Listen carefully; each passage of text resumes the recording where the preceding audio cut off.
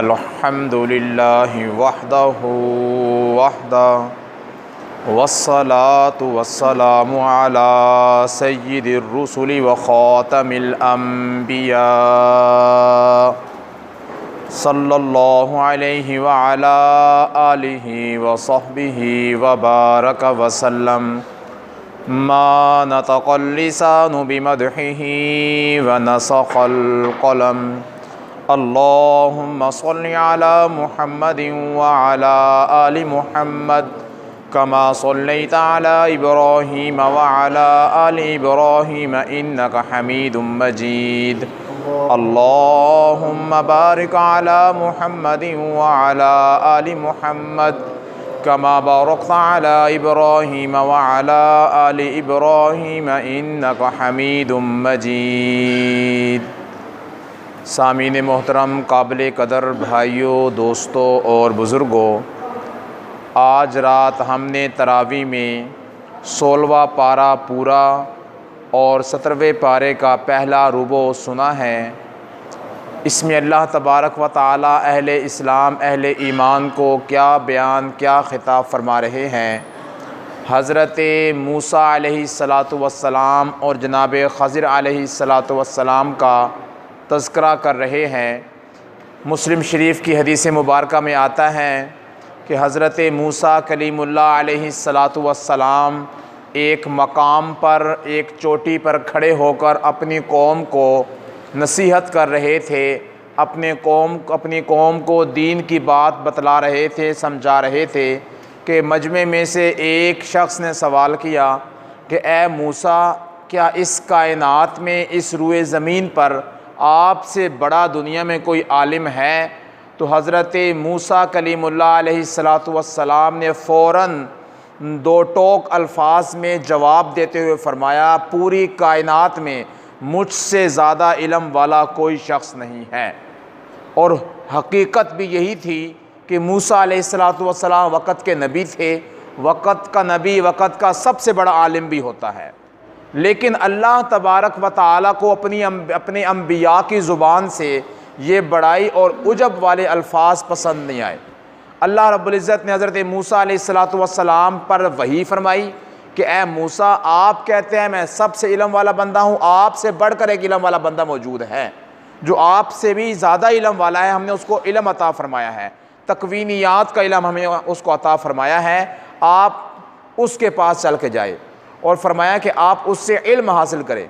हज़रत मूसा अलैहिस्सलातु वस्सलाम सुबह को परेशान हुए, अपने एक शख्स जो शागिर्द था उनका, जिनका नाम जनाब यूशा था, उनको साथ लिया और कहने लगे कि अब हम उस शख्स की तलाश करेंगे जिसके बारे में अल्लाह तबारक व ताला ने कहा है कि उसके पास तुम्हारे से भी ज़्यादा इल्म मौजूद है।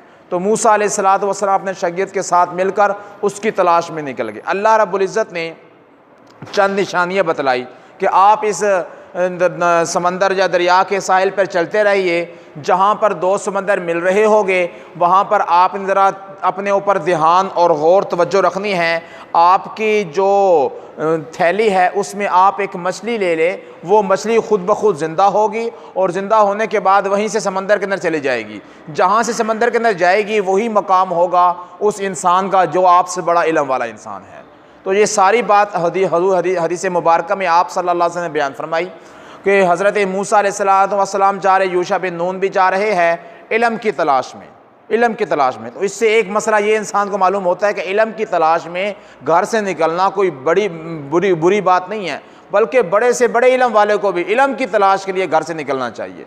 आज हमें दो टके दो बातों का इल्म नहीं होता और हम कहते हैं कि हमसे ज़्यादा कोई जानने वाला ही नहीं है हम ज़्यादा। तो हकीकत ये है वह फ़ौक़ा कुल्लि ज़ी इल्मिन अलीम, हर इल्म वाले पर कोई और इल्म वाला होता लाजमी है, ज़रूर होता है जो उससे भी ज़्यादा जानने वाला होता है। और सब जानने वालों में सबसे ज़्यादा जानने वाली ज़ात वो अल्लाह रब्बुल इज़्ज़त की ज़ात है। अल्लाह ने खुद इरशाद फरमा दिया। तो बहरहाल ऐसे ही हुआ कि मूसा अलैहिस्सलाम और यूशा बिन नून जा रहे थे और वो मछली अब थैले के अंदर से हिली और निकल के जो उनसे है वो समंदर के अंदर चली गई। लेकिन हज़रत मूसा अलैहिस्सलाम उस वक़्त आराम कर रहे थे, उनका जो शागिर्द था वो यूशा वो उस वक़्त जागे हुए थे। लेकिन उन्होंने कहा कि मूसा अलैहिस्सलाम उठेंगे इनको बता दूंगा, बताना याद नहीं रहा, वो चलते रहे आगे। वो आगे पूरा दिन और पूरी रात का सफ़र कर चुके। उसके बाद हज़रत मूसा अलैहिस्सलाम ने फरमाया नाश्ता तो लाओ हमारे लिए, भूख लगी है, काफ़ी से चल चल के थक चुके हैं, इस सफ़र ने तो हमको थका के रख दिया है। जिस वक़्त तक उस मकाम तक नहीं पहुँचे थे उस वक़्त थकावट नहीं थी, थकावट उससे आगे चलने की हुई। तो उस वक़्त यूशा बिन नून को याद आया, ओहो जब आप सो रहे थे उस वक़्त जो उनसे वो मछली तो निकल गई थी और फलां जगह पे उसने रास्ता बना लिया था। फिर मूसा अलैहिस्सलाम ने फरमाया कि हम तो बहुत रास्ते से भटक गए, वापस चलो। फिर वापस चले, पूरा दिन रात सफ़र करके जब वहाँ पर पहुँचे तो एक शख्स को देखा, वो चादर ओढ़ के लेटा हुआ था वहाँ पे साहिल के ऊपर जहाँ पर रेत थी। एक शख्स जो उनसे चादर ओढ़ के लेटा हुआ था। हज़रत खज़िर अलैहिस्सलातु वस्सलाम को खज़िर इसलिए कहते हैं, खिज़र मशहूर है लेकिन असल लफ्ज़ है खज़िर, खाज़ बर खाज़ ज़ाद राज़िर ज़िर खज़िर। खज़िर अलैहिस्सलातु वस्सलाम वहाँ पे लेटे हुए थे। इनको खज़िर कहते इसलिए है कि ये जहाँ पर बैठते थे वहीं पर सब्ज़ा उग जाता था। इनके इस वजूद में अल्लाह ने ये बरकतें रखी हुई थी। तो बहरहाल हज़रत खज़िर अलैहिस्सलातु वस्सलाम पाँव में भी चादर ली हुई है और ऊपर सर के ऊपर भी चादर ली हुई है, नज़र नहीं आ रहा। और उसके पास पहुँचे और आके सलाम किया। उन्हें चादर नहीं हटाई मुँह से। उन्हें खज़िर अलैहिस्सलाम ने पूछा कौन? फरमाया कि मैं मूसा। कहेंगे कौन सा मूसा? मूसा बिन इमरान बनी इसराइल वाला? उन्होंने कहा कि हाँ मूसा बिन इमरान बनी इसराइल का नबी हूँ। कैसे आना हुआ? कि इल्म हासिल करने के लिए आया हूँ, अल्लाह ताला ने भेजा आपके पास। तो उन्होंने कहा कि फिर मेरे साथ थोड़ा सफ़र करो मेरे साथ, लेकिन यह है कि आप मेरे साथ रहकर बर्दाश्त नहीं कर सकते, मेरे साथ रहकर आप बर्दाश्त नहीं कर सकते मेरी बातों को। क्यों? इसलिए कि हज़रत मूसा अलैहिस्सलाम तशरीई नबी थे, शरीयत के पाबंद, शरीयत की तालीम देने वाले। और खज़िर अलैहिस्सलाम तकवीनियात के नबी थे, जो तकवीनियात के निज़ाम अल्लाह ताला के है, आसमानों से बारिशें बरसाना, ये समंदर दरियाओं के निज़ामात चलाना, तकदीरों के फ़ैसले फ़रिश्तों के हवाले करना, तो तकवीनियात। तो बहरहाल हज़रत मूसा अलैहिस्सलाम खज़िर अलैहिस्सलाम उनके ये दोनों अब साथ चल पड़े। अब दोनों साथ चले तो उन्होंने कहा कि अब हम जाते हैं यहाँ पे समंदर के साहिल पर और यहाँ से कश्ती में बैठ के आगे जाना है, हमने आगे जाना है। कश्ती जिस वक़्त आई साहिल समंदर पर तो हज़रत खज़िर अलैहिस्सलाम और मूसा अलैहिस्सलाम दोनों सवार हो गए। दोनों नबी थे और नबियों के चेहरे बारौनक होते हैं और नबियों के चेहरों के ऊपर हुस्न जमाल टपक रहा होता है, शबाब कमाल उनके चेहरे के ऊपर होता है, फ़रत और मुसरत उनके चेहरों पर होती है। दोनों बैठ गए और जिस वक़्त कश्ती बिल्कुल ठीक ठाक थी और जिस वक़्त वो बैठे अंदर तो उन्होंने उनसे किराया ही नहीं लिया, कश्ती वाले ने पैसे ही नहीं लिए कि ये अल्लाह के नेक इंसान हैं, मुत्तकी हैं, इनके चेहरों से जो उनसे है आजिज़ी और मतानत और इल्म टपक रहा है, तो इनसे क्या पैसे लेने। उनको छोड़ दिया उनको। बहरहाल जिस वक़्त मूसा अलैहिस्सलाम और खज़िर अलैहिस्सलाम कश्ती से नीचे उतरने लगे तो हज़रत खज़िर अलैहिस्सलाम ने कुछ कश्ती का एक फट्टा तोड़ दिया एक, और उसको कुछ जगह से ऐबनाक बना दिया, उसको ऐबनाक बना दिया। तो हज़रत मूसा अलैहिस्सलाम ने फ़ौरन सवाल किया कि ए खज़िर ये क्या मामला है? ये हमारी इज़्ज़त कर रहे हैं, हमारा एहतराम कर रहे हैं, हमारा अदब कर रहे हैं, इज़्ज़त एहतराम अदब के अंदर पैसे भी नहीं ले रहे हमें, और हमें साहिल तक भी पहुंचाया इन्होंने, और तुम इनकी कश्ती का फट्टा भी तोड़े हो, जगह जगह से तोड़े और लकड़ियाँ मार के इसको ऐबनाक बना रहे हो उनको। तो हज़रत खज़िर अलैहिस्सलाम ने कहा मैंने पहले बात की थी कि आप मेरे साथ तो चल रहे हैं लेकिन आप बर्दाश्त नहीं कर सकेंगे, आप मेरे साथ चल नहीं सकते। आप मेरे साथ, मैंने कहा था कि आपने मेरे साथ रहना है और मेरे कामों को देखना है, आपने मेरे कामों को, लेकिन आपने बात नहीं करनी आगे से।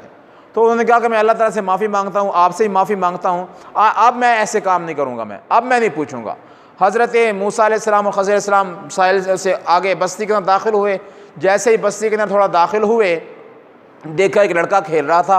हज़रत खज़िर अलैहिस्सलाम गए, उस लड़के के गिरबान से पकड़ा उसको, उसकी सर को पकड़ा और ऐसे घुमाया और गिच्ची उतार के फेंक दी, उसका सर उतार के उसका फेंक दिया। बंदा लड़का तड़प तड़प के मर गया।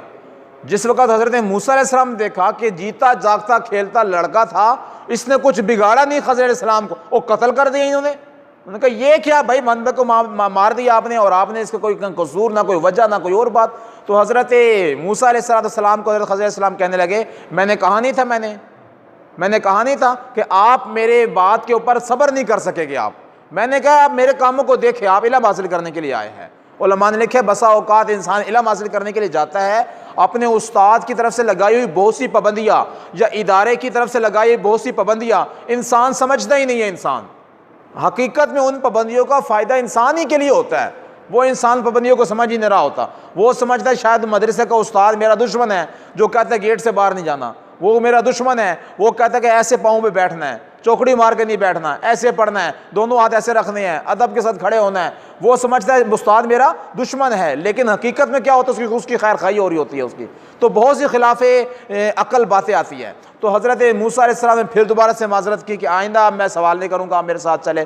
तो बहरहाल थोड़ा सा आगे गए, आगे एक बस्ती में दाखिल हुए और उस बस्ती में दाखिल होकर देखा कि एक दीवार थी, जो दीवार जौन सी है वो थोड़ी सी गिरने के करीब हो रही थी।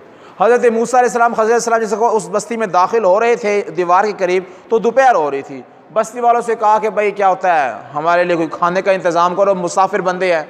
तो एक घर दूसरा घर, कई सारे घरों में पूछा, लेकिन किसी ने भी खाना देने के लिए इकरार नहीं किया, सब इनकार के ऊपर उतर आए। हम आपको रोटी नहीं देते, हम आपको पैसे रोटी नहीं देते हम आपको। मूसा अलैहिस्सलाम भी भूखे थे, खज़र अलैहिस्सलाम भी। बहरहाल सब जब थक हार गए तो कहा कि चलो ये दीवार गिर रही है, इसको गिराए, इसको दोबारा से गारा तैयार करो तुम। हम सब दोनों मिल के जो उसको तैयार करते हैं। जिस वक्त वो तैयार करने लगे, जिस वक्त वो तैयार हुई तो हज़रत मूसा अलैहिस्सलाम के सब्र का पैमाना फिर लबरेज़ हो गया। फिर सवाल कर दिया कि आपने ये क्या किया आपने? हम इन तमाम के तमाम बस्ती वालों घरों में फिरते रहे और इनसे हम ज़ियाफ़त तलब करते रहे और ये हमें एक वक्त का खाना नहीं दे सके, और हम इनके घरों की और इसकी टेढ़ी दीवारों को गिरा के दोबारा से नई सिर से बनाए, ये क्या मामला है ये? तो हज़रत खज़र अलैहिस्सलाम ने फरमाया कि हाज़ा फ़िराक़ु बैनी व बैनिक। बस अब तीसरा पॉइंट था और आखिरी पॉइंट था, अब ये मौका ख़त्म हो गया, अब ये मेरी और तुम्हारी जुदाई का वक़्त है, अब मामला ख़त्म हो गया अब मामला। तो हज़रत मूसा अलैहिस्सलाम ने जिस वक़्त ये सुना कि वो अब जुदाई की बात कर रहे हैं, तो उन्होंने कहा कि हज़रत खज़र अलैहिस्सलाम ने, अब जाते जाते ये बात भी सुन लो कि तुम्हें जिन बातों को नागवारी महसूस हुई है वो मैंने काम क्यों किए। मैंने पहली बात जो फटे वाली कश्ती वाली बात है, इसलिए कि आगे एक जालिम बादशाह है, वो देखता है साहिल के ऊपर जो अच्छी और साफ़ सुथरी कश्ती पहुँचती है खूबसूरत, वो उसके ऊपर अपना कब्ज़ा जमा लेता है अपना। और वो जो उनसे है गरीब बंदों की कश्ती थी, दो भाइयों ने मिलकर बेचारे ने मुश्किल से बनाई हुई थी, दोनों का साझे का कारोबार काम था, और मैंने उसको ऐबनाक इसलिए बना दिया उसका ऐब वाज़े नज़र आए, और जिसमें कोई ऐब वाज़े नज़र आता था आगे वाला बादशाह उसको लूटता ही है, उसको अपने कब्जे में नहीं लेता। मैंने उनकी बचत की है, मैंने उनकी, इसलिए ये काम किया।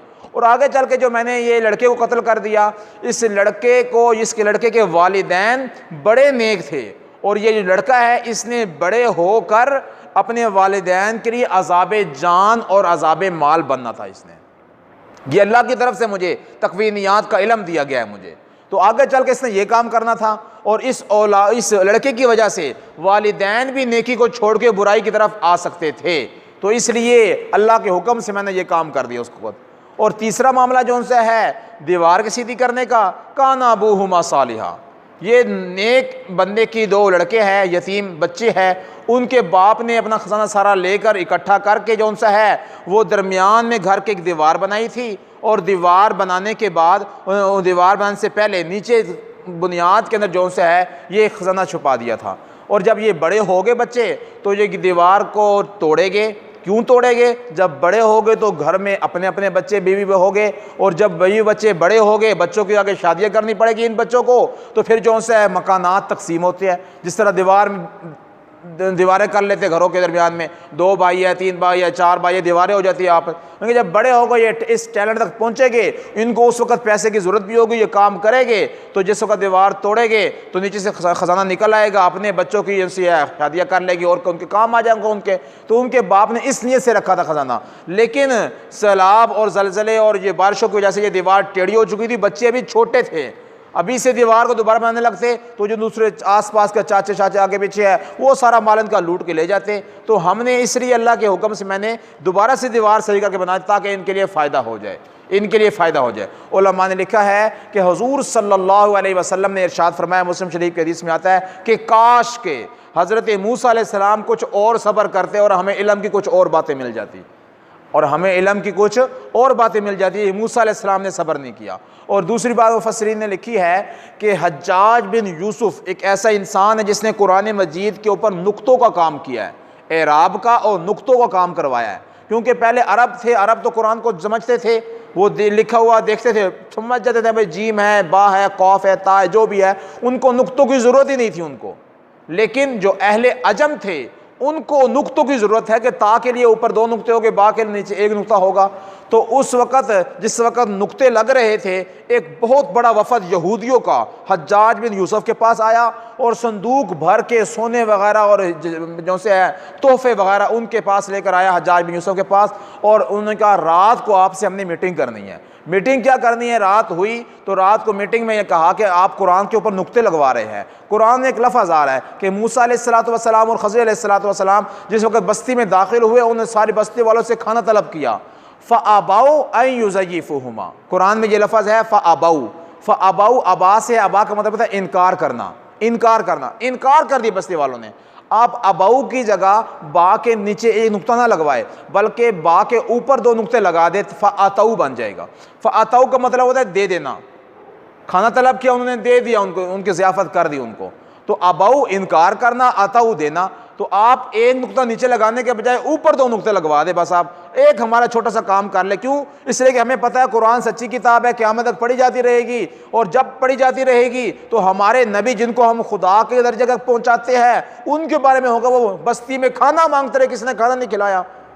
बस्ती में खाना मांगते रहे हमारे नबी, और किसी ने खाना नहीं खिलाया पूरी बस्ती में। ये तो हमारे नबी की बड़ी हकारत होगी, इसलिए आप हमारा ये छोटा सा काम कर दे, छोटा सा काम कर दे। तो हज्जाज बिन यूसुफ था तो बड़ा जालिम जाबिर, लेकिन उसने कहा मुझे सोचने का मौका दो। जब सुबह हुई तो उसने सारे वफद को बुलाया। उसने कहा कि तारीख के औराक में मैं अपना नाम कुरान के हिफाजत करने वालों में तो लिखवाना पसंद करूंगा, लेकिन कुरान फरोशों में पसंद नहीं करता, कुरान बेचने वालों में अपना नाम लिखवाना पसंद नहीं करता। मैं ये काम नहीं कर सकता। अपने संदूक उठाओ, हीरे सोने जवाहरात उठाओ और यहाँ से चले जाओ, मैं ये काम नहीं कर सकता। यूँ इसलिए कि इन्ना नहनु नज़्ज़लना ज़िक्रा व इन्ना लहू लहाफ़िज़ून, इस कुरान के एक एक नुक्ते ज़बर ज़ेर पेश की अल्लाह ने हिफाजत का ज़िम्मा लिया हुआ है। अल्लाह तबारक व तआला ने फिर आगे हज़रत ज़ुल्क़रनैन का वाक़या बयान किया कि ज़ुल्क़रनैन कितना बड़ा बादशाह था, और इतनी बड़ी बादशाहत के बावजूद वो अल्लाह का फरमाबरदार था। तुम लोग छोटी दुनिया की छोटी छोटी सल्तनतें लेकर, दुनिया की थोड़ी सी जायदाद बनाकर समझते हो कि हम अल्लाह की फरमाबरदारी कैसे करें। उस बादशाह को देखो जो सिकंदर आज़म ज़ुल्क़रनैन था, पूरी दुनिया के ऊपर बादशाहत करने वाला था, वो भी अल्लाह तबारक व तआला की फरमाबरदारी करता था। इसका वाक़या बयान करते हुए याजूज माजूज का तज़किरा किया कि याजूज माजूज के उस वक़्त फ़साद फैल गया था, आवाम को, इंसानों को तंग करना शुरू कर दिया था। तो याजूज माजूज के दरमियान अल्लाह ने ज़ुल्क़रनैन के हाथ से एक बहुत बड़ी हद्दे फासिल, एक बहुत बड़ी दीवार कायम करवाई, जो लोहे और तांबे को पिघला कर उसको दीवार को कायम किया गया। और फिर एक तरफ याजूज माजूज, दूसरी तरफ इंसान। अब की जो साइंस है और जदीद तहकीकात है वो कहते हैं पूरी दुनिया हमारे सामने ऐसे है जैसे पूरे एक हाथ के अंदर एक बंटा रखा होता है। हम ऊपर से, नीचे से, दाएं से, बाएं से, हर तरफ से जो से तहकीकात करते हैं, ये दीवार ही नहीं है। कुरान में जो बात कही गई है ये बात ही नहीं है। ये दीवार कहाँ पर है? ये दीवार जो ज़ुल्क़रनैन ने कायम करवाई थी। तो अहले इस्लाम, अहले ईमान का दावा ये है कि पूरी दुनिया के ऊपर रिसर्च करने वालों, कान खोल के सुनो, दुनिया के अंदर बहुत से खित्ते ऐसे हैं जहाँ पर आज इंसान लोग पहुँच रहे हैं और उससे पहले कभी पहुँचे ही नहीं थे कभी। ऐसी भी बहुत सारी जगह मौजूद है। और अभी जो उनसे है 15-20 साल पहले कई मकामात पे ऐसे पहुंचे हैं, और उससे पीछे चले जाए 100 साल पहले अमेरिका की रियासतें थी, कोई किसी को दरियाफ्त नहीं थी, ये बाद में दरियाफ्त हुई और बाद में सारी चीज़ें बनी हैं। तो बहुत सारी ऐसे मकामात आज भी दुनिया में मौजूद है जहाँ तक तुम पहुँच नहीं सकते, अल्लाह तुमको पहुँचा नहीं सकता। और कुरान का वाक़या सच्चा है, और अल्लाह ने हद्द फासिल बनवाई है ज़ुल्क़रनैन के हाथ से। और ये सारे के सारे मामलात रोज़े क़यामत करीब, कुर्बे क़यामत खुलेंगे और याजूज माजूज जब तुम्हारे सामने आएंगे, तो ये सारी बातें हकीकत पर मबनी है। इसमें कोई झूठ और कोई ऐसी बात नहीं है कि सिर्फ कुरान के फैसले और कुरान की बातें सच्ची होती है। आखिर में अल्लाह रब्बुल इज़्ज़त ने फरमा दिया, जो ईमान लेकर आएंगे, नेक आमाल करेंगे, उनके लिए अल्लाह तबारक व तआला जन्नतुल फिरदौस का वादा कर रखा है, और उसमें उनकी मेहमान नवाजी की जाएगी। आगे सूरह मरियम है, सूरह मरियम के अंदर अल्लाह तबारक व तआला ने इब्तिदा में हज़रत ज़करिया अलैहिस्सलाम का तज़किरा किया, ज़करिया अलैहिस्सलाम के बेटे का तज़किरा किया, उनको बेटे की खुशखबरी देते हैं। या ज़करिया इन्ना नुबश्शिरुका बिग़ुलाम इस्मुहु यहया, उस आपके बेटे का नाम याहया होगा। उलमा ने लिखा है हज़रत याहया अलैहिस्सलाम की पैदाइश से पहले पूरी कायनात में किसी इंसान का कभी भी नाम याहया नहीं रखा गया था। ज़करिया अलैहिस्सलाम को अल्लाह ने बेटे की खुशखबरी दी, और याहया नाम की जौन सी है ये भी खुशखबरी दी कि उसका नाम याहया होगा, हज़रत ज़करिया अलैहिस्सलाम को। आगे चल के जनाब मरियम का तज़किरा किया गया। जनाब मरियम एक नेक खातून थी। मरियम का मतलब ही आबिदा होता है, इबादत करने वाली। बहुत ही नेक इंसान औरत थी। और अल्लाह तबारक व तआला के हुक्म से जिस वक़्त उनके बारे में अल्लाह ने फ़ैसला किया, जिब्राईल अलैहिस्सलाम आए और जिब्राईल अलैहिस्सलाम ने उनकी आस्तीन में फूंक मारी या उनकी गिरबान में फूंक मारी। उस फूंक मारने का असर ये उनके हमल ठहर गया और चंद ही दिनों बाद, चंद ही घंटों के बाद जो उनसे है उनका जो उनसे है वज़े हमल का वक़्त आ गया और वो तकाज़े के लिए अपने हुजरे से बाहर निकली। अभी तक उनको हैज़ नहीं आया था। हैज़ की पहली तकलीफ़ जो सी औरत को होती है वो तकलीफ़ इनको थी, इसलिए वो अपने हुजरे से बाहर निकल के बैतुल मुक़द्दस से अलग जगह जो सी है वहाँ पर, जहाँ पर ईसाई लोग अपना किबला शुमार करते हैं, उस जगह को, उस मकाम पर ज़रा नीची जगह थी खजूरों के नीचे, वहाँ पर गई वो तकाज़े के लिए। तो अल्लाह ने हज़रत ईसा अलैहिस्सलाम की पैदाइश फरमा दी। और जिस वक़्त उनका खून बंद नहीं हो रहा था और वो पहली दफ़ा था मामला उनके साथ, वो बहुत परेशान थी। अल्लाह ने फरमाया वह हुज़्ज़ी इलैकी बिजिज़्इन नख़लत तुसाक़ित अलैकी रुतबन जनिय्या, कि आपका काम यह है कि आप इस दरख्त को ज़रा हरकत दे खजूर को, और यहाँ से खजूरें गिरेगी, तो जो गिरेगी आप उसको खा ले। उसके खाने से अल्लाह तबारक व तआला आपको ताकत अता फरमाएगी, आपका ये मामला दुरुस्त हो जाएगा। आज भी अतिब्बा और बड़े बड़े डॉक्टर कहते हैं जब औरत का वज़े हमल हो जाए, ऑपरेशन के साथ हो या नॉर्मल डिलीवरी हो, और खून ना रुक रहा हो, हैज़ निफास की मुद्दत बढ़ती चली जा रही हो और औरत में नकाहत और कमज़ोरी की ज़्यादती होती जा रही हो, उसको खजूर देनी चाहिए उसको। और जितना फ़ायदा खजूर का इतना किसी और दवाई का फ़ायदा नहीं है इतना। तो बहरहाल ये कुरान के फ़ैसले है। आगे हज़रत ईसा अलैहिस्सलाम को लेकर आई तो कौम ने ढंडोरा पीट दे। यहूदी लोग थे, उनको हज़रत ईसा अलैहिस्सलाम को और उनकी मरियम के ऊपर तरह तरह की बातें करने लगी।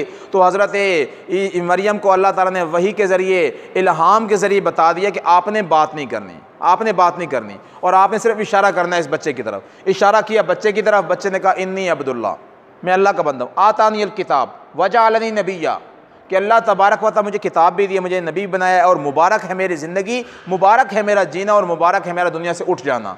ये सारा का सारा खिताब हज़रत ईसा अलैहिस्सलाम ने अपनी माँ की गोद के अंदर ही कर दिया था। आगे चल के अल्लाह रब्बुल इज़्ज़त ने मुख्तसर अंदाज़ में इब्राहीम अलैहिस्सलाम का तज़किरा किया और चंद अंबिया कराम अलैहिस्सलाम का तज़किरा किया। आगे चल के सूरह तौहा आती है। सूरह तौहा के अंदर, सूरह तौहा का दूसरा नाम ही सूरत मूसा है, इसलिए कि सूरह तौहा के अंदर मूसा अलैहिस्सलाम का बनी इसराइल को तबलीग करना और फ़िरौन के पास जाना और वहाँ से बनी इसराइल को साथ लेके बहर कुलज़म को पार करना, और ये सारे के सारे मामलात जो से इस सूरत मुबारक के अंदर मौजज़ात समेत मुख्तसर अंदाज के अंदर बयान किए गए हैं। इसलिए सूरत तौहा को सूरह मूसा भी कहते हैं। सूरत तौहा एक ऐसी सूरत है जिसके बारे में हदीस मुबारक में आता है कि इन्नल्लाह क़रअ तौहा व यासीन क़ब्ल अन यख़्लुक़स समावाति वल अर्ज़ बिअल्फ़ि आमिन, कि अल्लाह रब्बुल इज़्ज़त ने आसमान ज़मीन सूरज चाँद सितारों को पैदा करने से 1000 साल पहले 2 सूरतों की तिलावत की, सूरह यासीन और सूरह तौहा। कोई चीज़ नहीं थी उस वक़्त, अल्लाह ने तिलावत की। अब याद रखिए, यासीन भी हुज़ूर सल्लल्लाहु अलैहि वसल्लम का नाम है और तौहा भी हुज़ूर सल्लल्लाहु अलैहि वसल्लम का नाम है। तो कायनात के पैदा करने से भी 1000 साल पहले अल्लाह हुज़ूर का नाम ले रही है। ये मकाम मुस्तफ़ा सल्लल्लाहु अलैहि वसल्लम पर बहुत बड़ी दलील है। और उलमा ने लिखा है कि जिस वक़्त हज़रत उमर फ़ारूक रज़ी अल्लाह तआला निकले थे हुज़ूर सल्लल्लाहु अलैहि वसल्लम को नाउज़ुबिल्लाह कत्ल करने के लिए, और जिस वक़्त रास्ते में हज़रत नईम मिले थे उनको, उन्होंने कहा तुम कत्ल करने हुज़ूर को जा रहे हो, पहले अपने घर की खबर तो लो, तुम्हारा बहनोई और तुम्हारी बहन ये मुसलमान हो चुके हैं। वो गुस्से में अपने बहन के घर गए, दरवाजे को ज़ोर का धक्का दिया, अंदर से कुरान पढ़ने की आवाज़ आ रही थी। हज़रत खब्बाब रज़ी अल्लाह तआला उनको दोनों को कुरान पढ़ा रहे थे। खब्बाब डर से छुप गए और बहन सामने थी और बेनोई भी था। तो उस वक़्त उन्होंने क्या पढ़ रहे थे? अल्लाह कुरान पढ़ रहे थे। क्या हुआ? उन्होंने कहा मुसलमान ईमान ले आया। तो हज़रत उमर फ़ारूक रज़ी अपने बहन को बहुत मारा, खूनो खून कर दिया मार के उनको। फिर बाद में जब थक हार गए तो पूछा कि क्या पढ़ रहे थे? उन्होंने कहा अल्लाह कुरान पढ़ रहे थे। उनका लाओ मुझे भी सुनाओ, मैं भी पढ़ूँ, क्या चीज़ है वो? तो उन्होंने कहा तेरे जैसे नापाक बंदे नहीं पढ़ते। उस वक्त हज़रत फ़ारूक आज़म ने जब गुस्ल किया, अल्लाह ने सारा गुस्सा भी उतार दिया और सारा कुफर का गंद भी उतार दिया। फिर जिस वक्त वो कुरान हज़रत खब्बाब ने आके पढ़ा, वो कौन सी आयतें थी? वो यही आयतें, तौहा मा अंज़लना अलैकल कुरान लितश्क़ा। ये कुरान सूरह तौहा की पहली 10 आयतें मुबारका जब ये पढ़ी, जिस वक्त जैसे जैसे पढ़ते गए वैसे वैसे हज़रत फ़ारूक आज़म के अंदर दिल के अंदर ईमान जो से ये घर करता गया। और इससे बढ़कर जिस वक्त हज़रत जाफ़र तैयार रज़ी अल्लाह हिजरत हबशा में गए थे और वहाँ पर हबशा के बादशाह ने कहा था जो कुरान तुम्हारे नबी पर उतरता है वो ज़रा सुनाओ तो सही हमें। तो सूरह तौहा जो से एक ऐसी अजीब व गरीब सूरत है जो अरबी फ़साहत और बलागत के ऊपर मबनी है। जब हज़रत जाफ़र तैयार ने पढ़ी तो सारी महफिल के अंदर लोगों के आंसू निकल गए कि कैसी सूरत है और कैसे अंदाज के साथ अल्लाह ताला इंसान को खिताब फरमा रहे हैं, और कैसे अल्लाह ताला जुमले के साथ जुमला और आयत का आखिरी लफ्ज़ के साथ अल्लाह ताला मिला रहे हैं। इसमें अल्लाह तबारक व तआला ने हज़रत मूसा अलैहिस्सलाम के उस दुआ का तज़किरा किया कि रब्बिश रहली सदरी वयस्सिर ली अमरी वहलुल उक़दतम मिन लिसानी। जिस वक़्त हज़रत मूसा अलैहिस्सलाम ने कहा था अल्लाह मेरी ज़ुबान में कुछ लुकनत है, आप मेरी ज़ुबान को खोल दीजिए, मेरे सीने को खोल दी, मेरे सीने को, तो ये अल्लाह से दुआ की थी।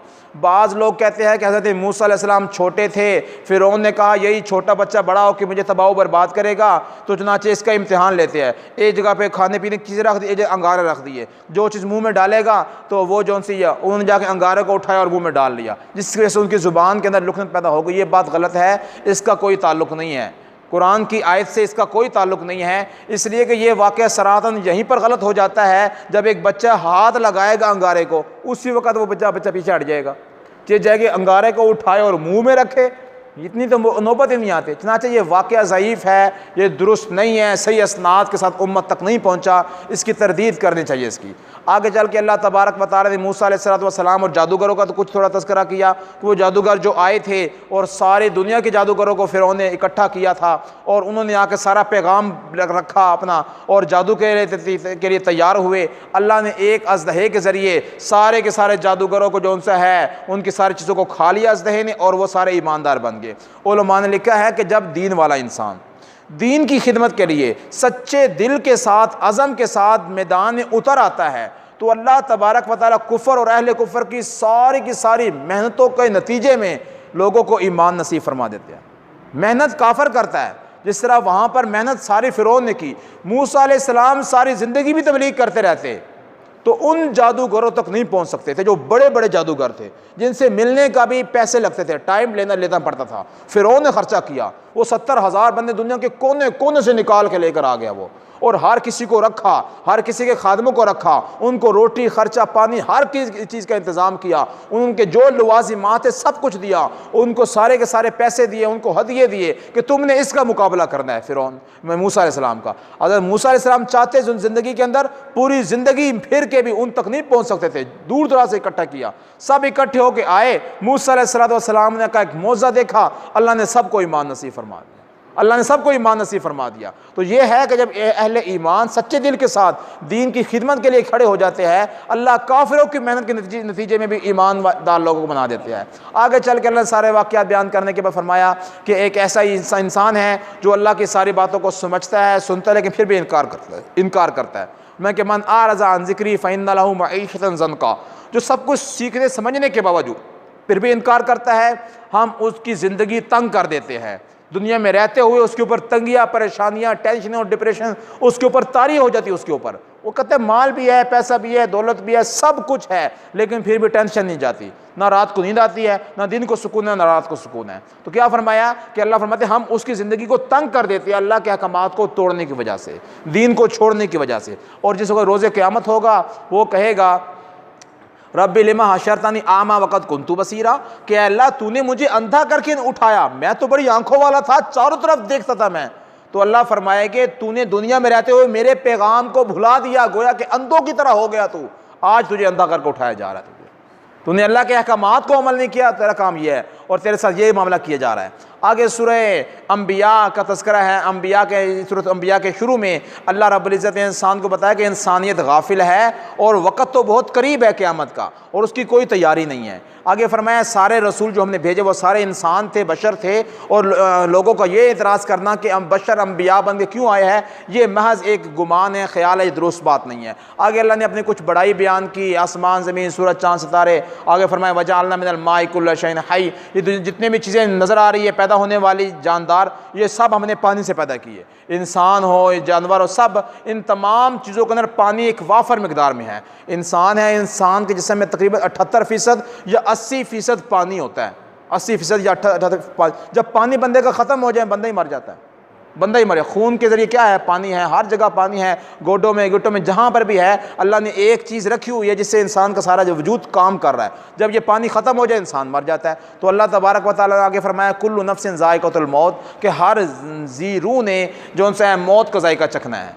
और मौत उस तक पहुँच के रहनी है। जहाँ कहीं मर्जी इंसान चला जाए, जितने मर्जी इंसान बड़े से बड़े मंसूबे बना ले, बड़े से बड़ा अमीर बन जाए, गरीब इंसान हो, कोई चीज़ खाने के लिए हो ना हो, जैसा कैसा है, एक दिन उसने ज़रूर इस दुनिया को छोड़कर कब्र के पेट में उतरना है। उससे पहले अल्लाह ने फरमाया ये सारा वक़्त नबलूकुम, कि तुम्हारे लिए आजमाइश है, तुम आजमाइश में पूरे उतरो। आखिर में अल्लाह तबारक व तआला ने इस सूरत इस तरावी के सबसे आखिरी आयत में फरमाया हाज़ा ज़िक्र मुबारक नज़लना, ये हमने जो कुरान नाजिल किया ये बड़ा मुबारक है, तुम्हारे लिए नाजिल किया है, ये बरकतों वाली किताब है, इसको पढ़ो, समझो, सुनो और इसके मुताबिक अमल करने की कोशिश करो। अल्लाह तबारक व तआला मुझे और आपको सही तरह सुनने की, समझने की और अमल करने की तौफीक अता फरमाए।